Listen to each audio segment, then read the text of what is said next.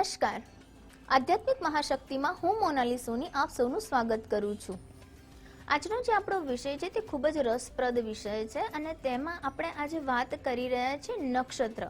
સ્થિર તારાઓનો સમૂહ જોવા મળે છે અને આ તારાઓનો સમૂહ એટલે કે તારાપુંજ, અને આ તારાપુંજને પણ નક્ષત્ર તરીકે જ ઓળખવામાં આવે છે.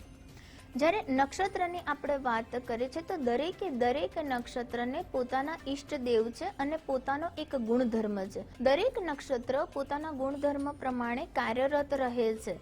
માટે આ નક્ષત્રનો વિશેષ લાભ કરીને તેમાં ચોક્કસ પ્રકારના મેડિટેશન કરીને તમે તમારા જીવનને પ્રભાવિત કરી શકો છો. જેમાં એક સ્થિર તારાઓનો સમૂહ જોવા મળે છે અને આ તારાઓનો સમૂહ એટલે કે તારાપુંજ, અને આ તારાપુંજને પણ નક્ષત્ર તરીકે જ ઓળખવામાં આવે છે. જ્યારે નક્ષત્રની આપણે વાત કરીએ છીએ તો દરેક નક્ષત્રને પોતાના ઈષ્ટદેવ છે અને પોતાનો એક ગુણધર્મ છે. દરેક નક્ષત્ર પોતાના ગુણધર્મ પ્રમાણે કાર્યરત રહે છે. માટે આ નક્ષત્રનો વિશેષ લાભ કરીને તેમાં ચોક્કસ પ્રકારના મેડિટેશન કરીને તમે તમારા જીવનને પ્રભાવિત કરી શકો છો. દરેક નક્ષત્રને પોતાની એક કંપન શક્તિ છે, પોતાનું એક વાઇબ્રેશન છે, અને તે તમારા શરીરની ઉર્જા અને તમારા મનની ઉર્જામાં પણ વધારો કરે છે.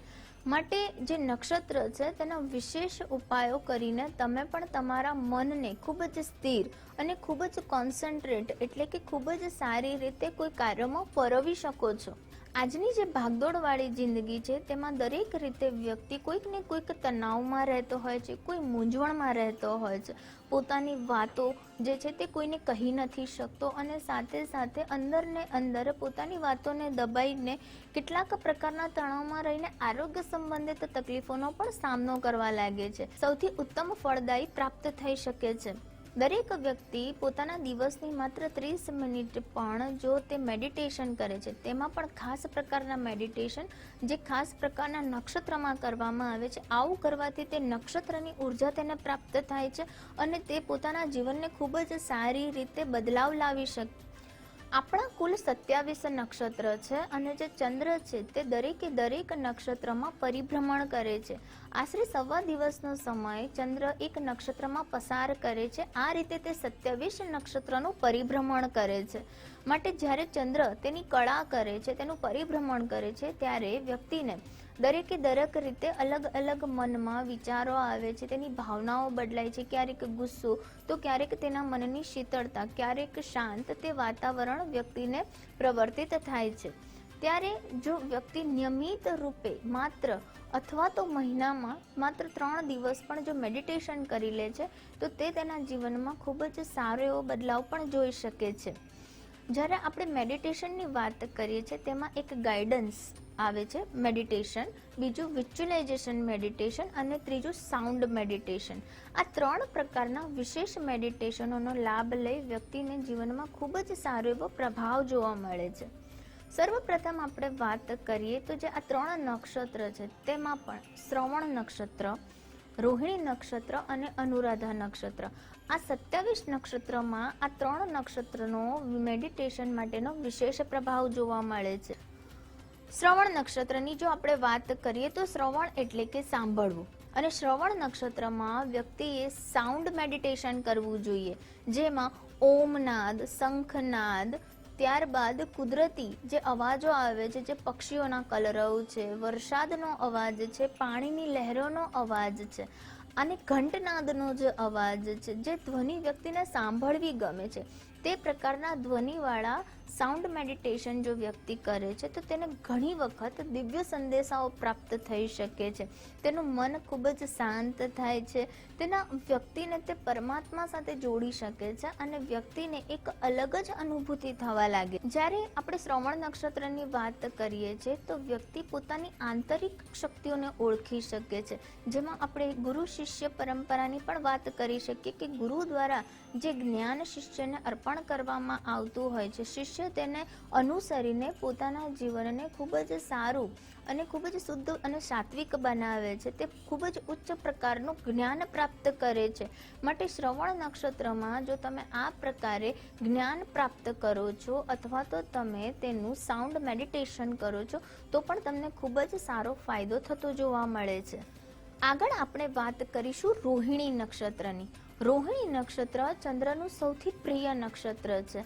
આ નક્ષત્રના જો આપણે ગુણધર્મની વાત કરીએ તો આ નક્ષત્ર પ્રેમ, આકર્ષણ, એકબીજા વચ્ચે ભાવનાત્મક જોડાણની વાત કરે છે. રોહિણી નક્ષત્રમાં જો તમે કોઈ પણ પ્રકારના મંત્રોચ્ચારનું જાપ સતત કરો છો તો પણ તમને ખૂબ જ ઝડપથી ફળદાયી નીવડે છે. રોહિણી નક્ષત્ર તમારી કલાને જાગૃત કરે છે. તમારા અંદરના જે કલા છે, જે તમને કરવું ગમે છે, તમારું મનગમતું કાર્ય છે, તે બતાવતું નક્ષત્ર છે. આ નક્ષત્રમાં જો તમે મેડિટેશન કરો છો તો તમે તમારા અંદરના વ્યક્તિત્વને સારી રીતે ઓળખી શકો છો, લોકો સાથે સારી રીતે જોડાઈ શકો છો. વાત કરીશું અનુરાધા નક્ષત્રની. અનુરાધા નક્ષત્ર એક મિત્રતા, એક ભક્તિનું નક્ષત્ર છે. આ નક્ષત્ર તમને પોતાની જાતને અર્પણ કરતા શીખવાડે છે. એટલે કે આ નક્ષત્રને આપણે એક ગાઈડન્સ મેડિટેશન કરી શકીએ છીએ. આ નક્ષત્રમાં કરવામાં આવતા મેડિટેશનથી વ્યક્તિ પોતાના જીવનને દરેક સારા કાર્યમાં અર્પણ કરી શકે છે. તેનામાં દાન, ભક્તિ ભાવની પ્રેરણા આવે છે. જ્યારે વ્યક્તિએ પરમાત્મા સાથે પોતાનું જોડાણ કરવું છે ત્યારે અનુરાધા નક્ષત્રમાં મેડિટેશન કરવાથી તે ખૂબ જ સરળ રીતે પરમ કૃપાળુ પરમાત્માને દેખી શકે છે, તેમની નજીક જઈ શકે છે અને તેમને પ્રાપ્ત કરી શકે છે.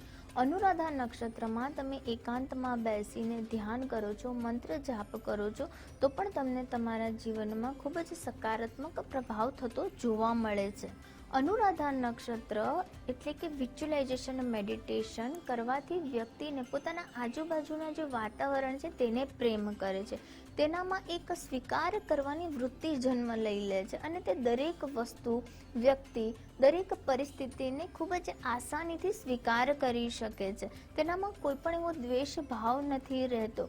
તે બીજાને સમર્પણ થઈ શકે છે, તે પોતાની જાતને પણ સમર્પણ થઈ શકે છે. ત્યારે અનુરાધા નક્ષત્રમાં કરવામાં આવતું વિઝ્યુલાઇઝેશન મેડિટેશન ખૂબ જ સુંદર રીતે કરવામાં આવે તો વ્યક્તિને ચોક્કસથી ફાયદો થાય છે. તો સારાંશ એ જ છે કે જો તમે ચોક્કસ રીતે જેમ કે અનુરાધા, શ્રવણ અને રોહિણી નક્ષત્રમાં જો તમે વિશેષ રૂપે ધ્યાન કરો છો, એકાંતમાં બેસીને મંત્રોચ્ચાર કરો છો, મેડિટેશન કરો છો તો તમને એક અલગ અનુભૂતિ થાય છે. તે અનુભૂતિ તમારા જીવનમાં ખાસ બદલાવ લાવે છે, જે તમને ખૂબ જ આગળ સફળતા પ્રાપ્ત કરાવે છે, જીવન જીવવાનો એક નવો રાહ બતાવે છે, તમારા જે વિચારો છે તેને શુદ્ધ કરે છે અને તમારી એક અલગ જ દુનિયાને તમે જોઈ શકો છો. અલગ દુનિયાને, જે દુનિયામાં તમે રહી રહ્યા છો તેને આસાનીથી તમે અપનાવી શકો છો. તો આ સાથે જે ત્રણેય નક્ષત્રના મેડિટેશન મેં તમને બતાવે છે, ચોક્કસથી તમે પણ કરશો અને તેનો લાભ તમે પણ અનુભવશો. તે સાથે હું રજા લઉં છું. નમસ્કાર.